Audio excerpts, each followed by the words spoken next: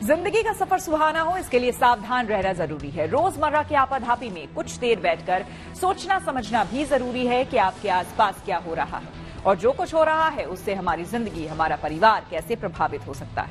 इसलिए हॉर्न बजाकर बाखबर करने वाली खबर जरूरी होती है और आज की ये खबर हम सबकी जिंदगी से जुड़ी है। दवा लिखने के नाम पर अब डॉक्टर्स को गिफ्ट देना फार्मा कंपनियों को महंगा पड़ सकता है। इसे लेकर केंद्र सरकार ने दवा कंपनियों के लिए सख्त गाइडलाइन जारी की है। यानी कि अब दवा के कारोबारी डॉक्टर्स को विदेश की सैर पर नहीं ले जा सकेंगे, उन्हें सस्ता या महंगा गिफ्ट नहीं दे सकेंगे। कम से कम सरकारी नियमों के मुताबिक तो यही हो गया है, लेकिन सवाल है कि व्यवहार में ये कितना उतर पाएगा, ये तो समय ही बताएगा। लेकिन दवा कंपनियों और डॉक्टर्स के इस गठजोड़ से खुद सतर्क हो जाएं और दूसरों को भी सावधान करने के लिए हॉर्न बजाएं।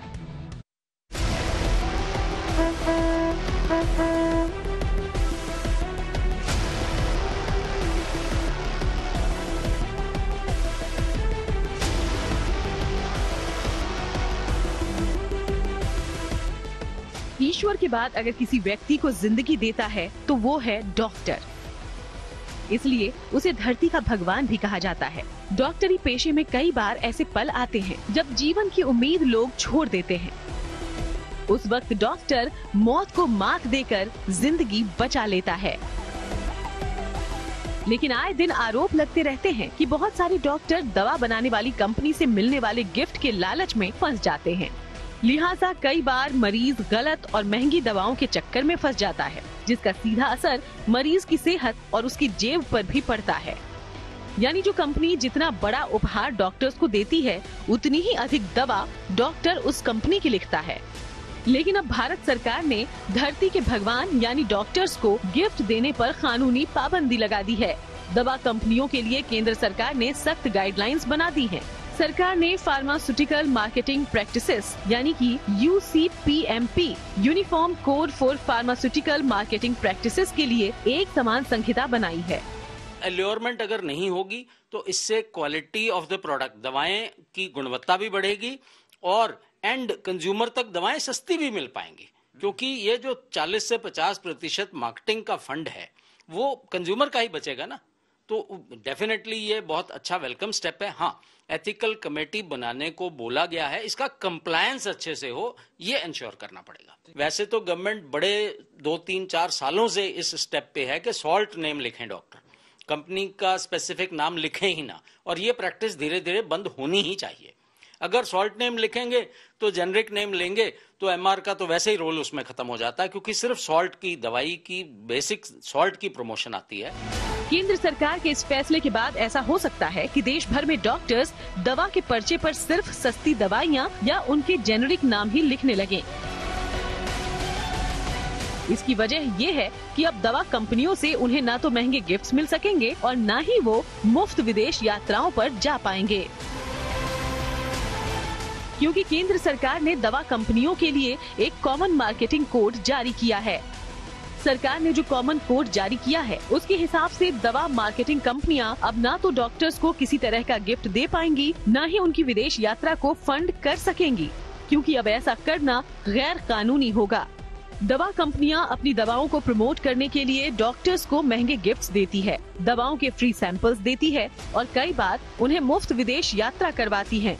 इतना ही नहीं, 5 स्टार होटल में ठहरने और महंगे खान पान के साथ ही रिजॉर्ट्स में स्टे जैसे शान और शौकत भरे ऑफर्स भी नहीं दिए जा सकेंगे। हालांकि एक रियायत ये दी गई है कि फार्मा कंपनियां डॉक्टर्स को डायरी, कैलेंडर, पेन और मुफ्त दवा का सैंपल दे सकती हैं, लेकिन उसकी कीमत 1000 रुपए से ज्यादा नहीं होनी चाहिए।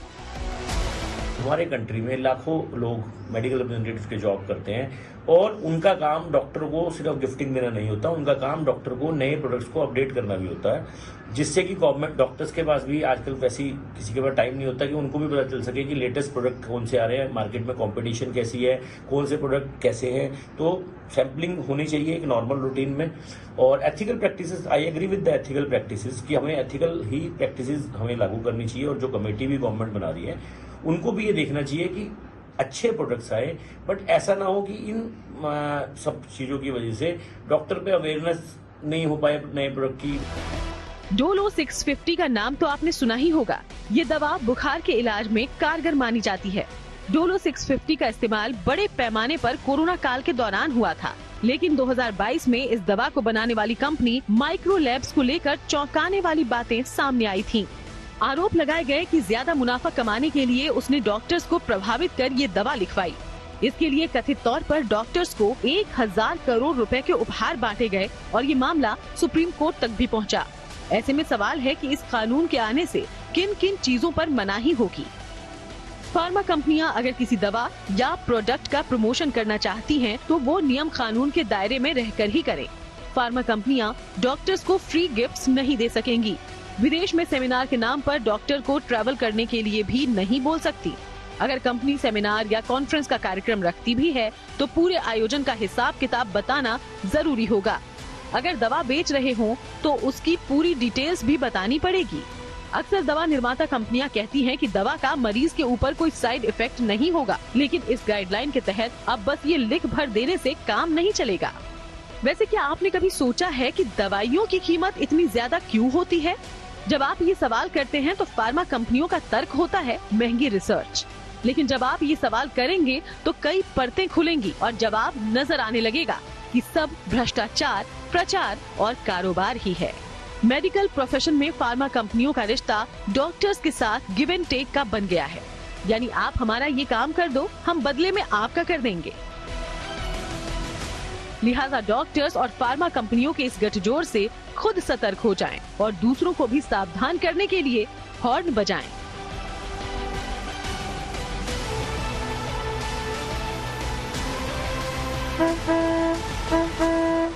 Bureau report, good news today.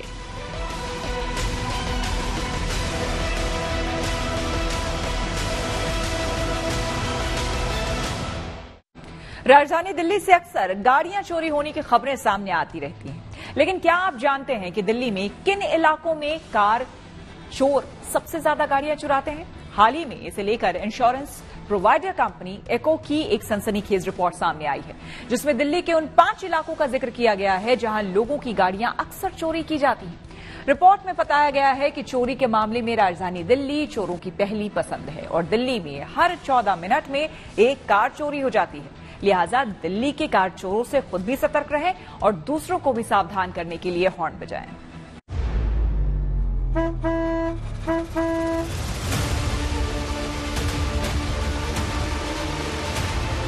रात के टाइम में आते हैं और आके उठा के ले गए और 2 घूसा मारते हैं बस, और एक स्केल साइड में और गाड़ी गायब।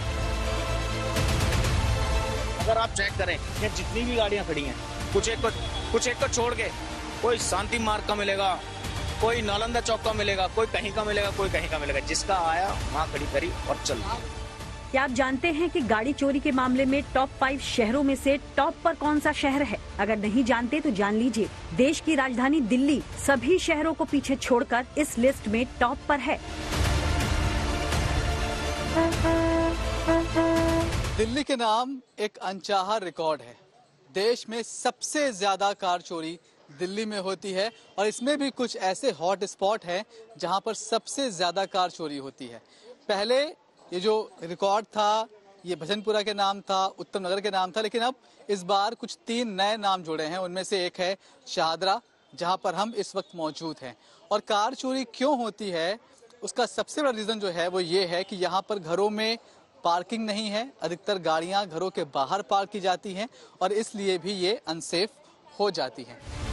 हालांकि गाड़ियां चोरी होने की घटनाएं तो आए दिन सुनने को मिल जाती हैं, लेकिन हाल ही में इंश्योरेंस प्रोवाइडर कंपनी एको की थेफ्ट रिपोर्ट से चौंकाने वाले खुलासे हुए हैं। इस रिपोर्ट में बताया गया है कि देश की राजधानी दिल्ली चोरों का सबसे फेवरेट शहर है।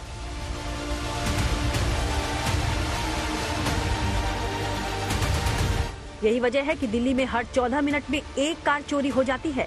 लेकिन इसके पीछे जो सबसे बड़ी वजह बताई जा रही है वो है प्रॉपर पार्किंग का न होना। दिल्ली में कार चोरी का सबसे बड़ा हॉटस्पॉट शाहदरा बन चुका है। यहाँ के लोग कार चोरों से बेहद परेशान हैं। उनका कहना है कि दिल्ली की केजरीवाल सरकार ने कैमरे तो लगवा दिए हैं, लेकिन वो किसी काम के नहीं हैं। कैमरा या उसने लगवाए हैं केजरीवाल ने, उनका क्या फायदा है? कोई दिखता तो है नहीं उसमें। हाँ, उसके फोटो ब्लर आती हैं, उसमें चोर को पकड़े तो पकड़े कैसे? आप बताइए। वहीं कुछ लोग दिल्ली पुलिस की लापरवाही और आसपास बनी झुग्गी झोपड़ियों को चोरी की सबसे बड़ी वजह मानते हैं। उनका आरोप है कि पुलिस कार्रवाई के नाम पर सिर्फ खाना पूर्ति करती है, जबकि कुछ लोग स्थानीयों की लापरवाही को चोरी की वजह बताते हैं। उनका मानना है कि लोग लापरवाही से गाड़ी पार्क कर चले जाते हैं। कहीं ना कहीं सरकार के भी ढीले हैं और लोग तो है केयरलेस हैं सर। जैसे कि कोई ने जैसे गाड़ी पार्क करी, ये देखते नहीं है लोग नहीं है, ये ऐसे चल देते हैं। ये एडवांस टेक्नोलॉजी जो आई है, चाबी जेब में रखो, आप दूर जाओगे तो लोग हो जाएगी। ये चीज पे लोग ज्यादा भरोसा कर रहे हैं, चक्कर में होती हैं चोरियां। गाड़ी खुली की खुली रहती है, विंडो ओपन छोड़ जाते हैं। हालांकि पूरा सच यही नहीं है। शाहदरा इलाके में कार चोरों के हौसले इतने बुलंद हैं कि वो डंके की चोट पर रातों रात कार उड़ा ले जाते हैं। लेकिन हैरान करने वाली बात यह है कि इस इलाके से सटा हुआ पुलिस थाना है और कार चोर आए दिन चोरी को अंजाम देते रहते हैं और पुलिस हाथ पर हाथ धरे बैठी रहती है। हाँ, बहुत रोज सुनने को मिलते हैं सर। हर दूसरे तीसरे दिन यहाँ पे किसी न किसी की चोरी हुई जाती है। और बल्कि पुलिस स्टेशन यहीं पे बिल्कुल शाहदरा का मेन सेंटर, उसके पीछे ही इतनी ज्यादा चोरियां होती है, कोई ठिकाने नहीं है यहाँ पे। शाहदरा के लोग कार चोरों से इतने परेशान हैं कि उनसे छुटकारा पाना इन्हें मुश्किल लगता है। इनका मानना है कि कार चोर बेहद शातिर हैं और चोरी के हर फन में माहिर हैं। सब चीजें तो होती हैं इन पे। अब छोटी हुई चीजों से गाड़ी खोल देते हैं, कहीं भी कुछ भी डाल दिया, कभी स्केल से लेके शीशा तोड़ के। अभी कुछ दिन पहले केस आया, लोग किसी की फॉर्च्यूनर चुरा ली उन्होंने।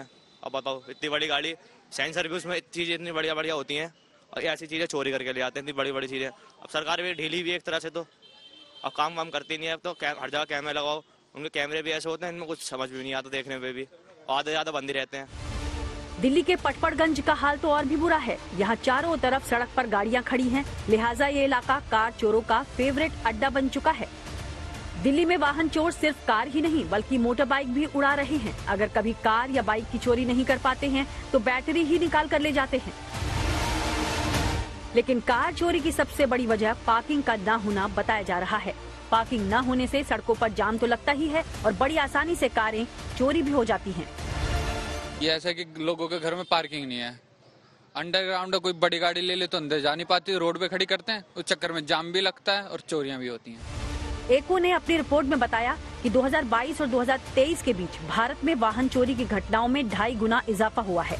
इसके अलावा इस रिपोर्ट में कई और दिलचस्प खुलासे हुए हैं। मसलन किस कार पर चोरों की नजर सबसे ज्यादा है, चोरी की वारदात वाले हॉटस्पॉट और सबसे ज्यादा वाहन चोरी किस शहर में हुई है। रिपोर्ट से पता चलता है कि दिल्ली में सबसे ज्यादा वाहन चोरी की घटनाएं होती हैं। इसके बाद चेन्नई और बेंगलुरु में भी वाहन चोरी की घटनाओं में तगड़ा इजाफा देखा गया है, जो कि चेन्नई में 2022 में 5% से बढ़कर 2023 में 10.5% और बेंगलुरु में 2022 में 9% से बढ़कर 2023 में 10.2% हो गई। इस बीच हैदराबाद, मुंबई और कोलकाता जैसी सिटीज देश में सबसे कम वाहन चोरी वाले शहरों में शामिल हैं। इस दौरान भारत में कारों की तुलना में 9.5 गुना ज्यादा बाइक्स चोरी हुई हैं। ऐसे में सवाल है कि किन ब्रांड्स की कारों पर चोरों की निगाह सबसे ज्यादा होती है। तो इसका जवाब है कि जिस ब्रांड के वाहनों की रोड पर सबसे ज्यादा मौजूदगी होगी, उनकी ही सबसे ज्यादा चोरी होगी। रिपोर्ट में बताया गया कि चोरी हुई सभी कारों में से 47% मारुति सुजुकी की गाड़ियां रही हैं और ऐसा माना जाता है कि जिन कारों की सबसे अधिक मांग होती है और डिलीवरी में वेटिंग होती है, उनकी चोरी होने की आशंका सबसे ज्यादा होती है। हालांकि इससे इनकार नहीं किया जा सकता है कि समय के साथ वाहनों में तकनीकी और फीचर्स की संख्या लगातार बढ़ रही है और इसी रफ्तार से चोर भी स्मार्ट होते जा रहे हैं। वाहन चोरी के लिए ये चोर नई और स्मार्ट तकनीक का इस्तेमाल कर रहे हैं। लिहाजा कार चोरों से खुद सतर्क हो जाएं और दूसरों को भी सावधान करने के लिए हॉर्न बजाएं।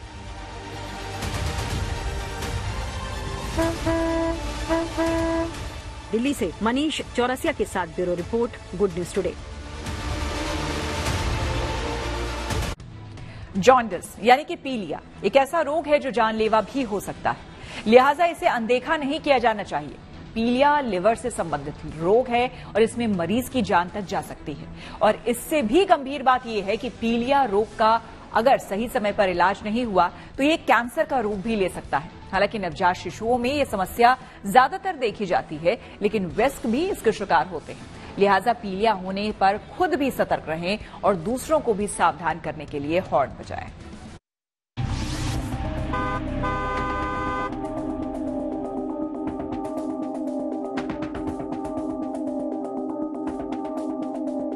तन और मन अलग अलग खुश नहीं हो सकते और ना ही अलग अलग दुखी हो सकते हैं। तन और मन दोनों एक ही अस्तित्व के दो आयाम हैं, जिन्हें एक साथ संभाला और संवारा जाना जरूरी है। संसार है तो बीमारी भी है और यही इंसान की सबसे बड़ी तकलीफ है। रोग की वजह से इंसान बेचैन है, परेशान है, अशांत है, दुखी है, पीड़ित है। फिलहाल लोग तरह तरह के रोगों के शिकार हो रहे हैं। उन्हीं में से एक नाम पीलिया का भी है। ज्यादातर लोगों पर पीलिया रोग का आक्रमण साधारण ही होता है, लेकिन कभी कभार रोग की भीषणता के कारण ये जानलेवा भी हो सकता है। ये बीमारी लीवर के पास गॉल ब्लैडर में पथरी या हेपेटाइटिस के कारण हो सकती है।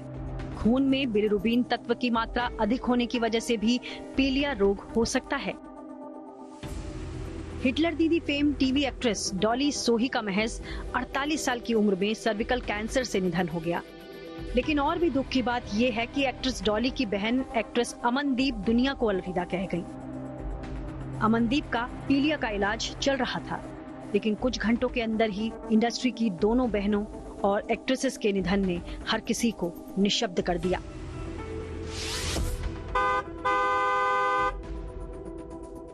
अमनदीप पिछले 1 महीने से पीलिया यानी जॉन्डिस से जूझ रही थी।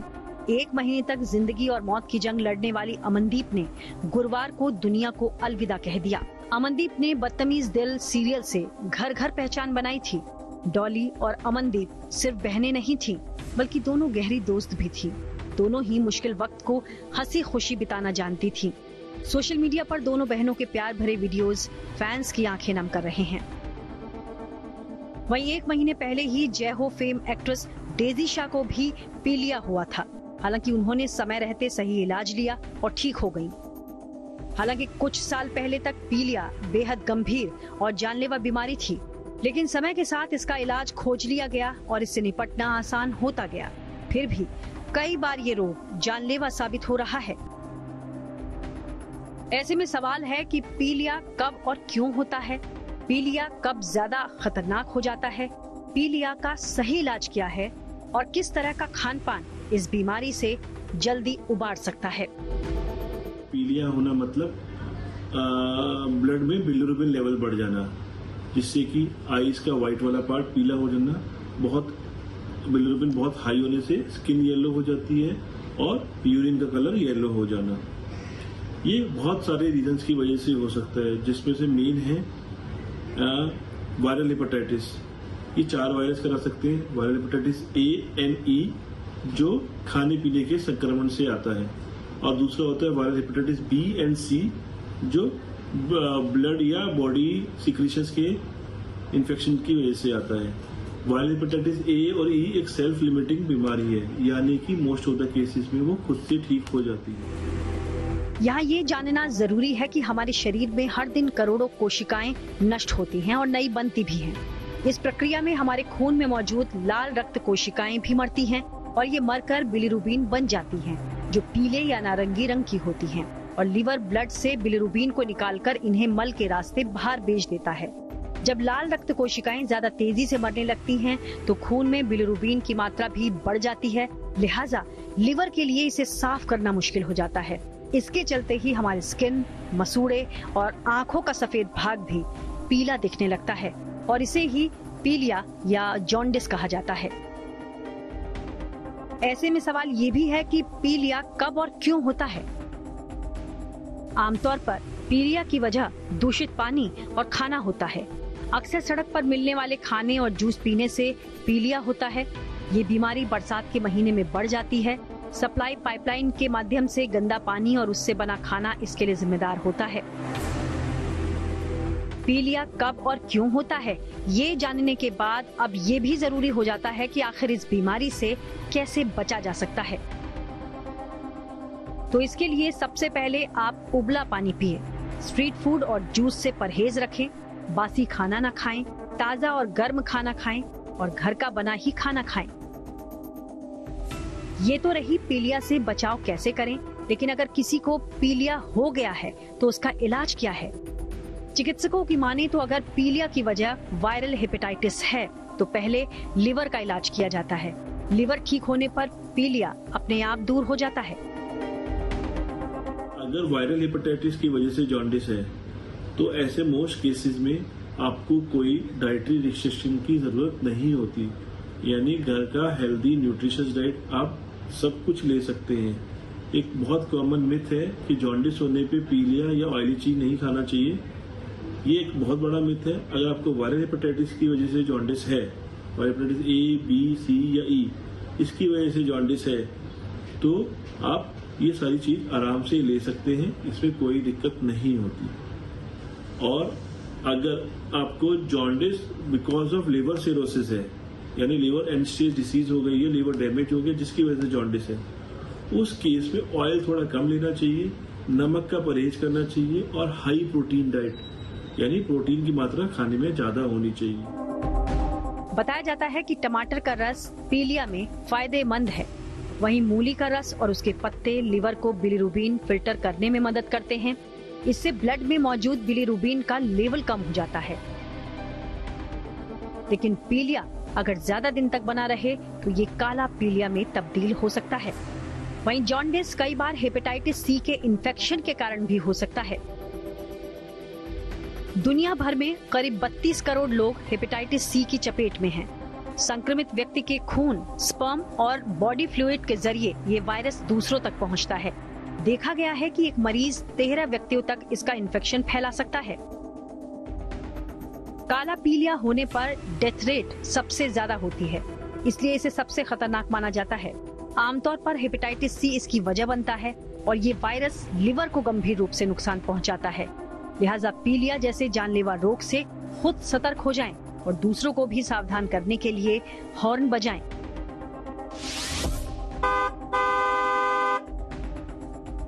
Bureau report, good news today. इसी के साथ न्यूज पथ के वीकेंड एडिशन में मेरे यानी कि श्वेता झा के साथ फिलहाल इतना ही। देश दुनिया की तमाम पॉजिटिव खबरों के लिए आप देखते रहिए गुड न्यूज टुडे।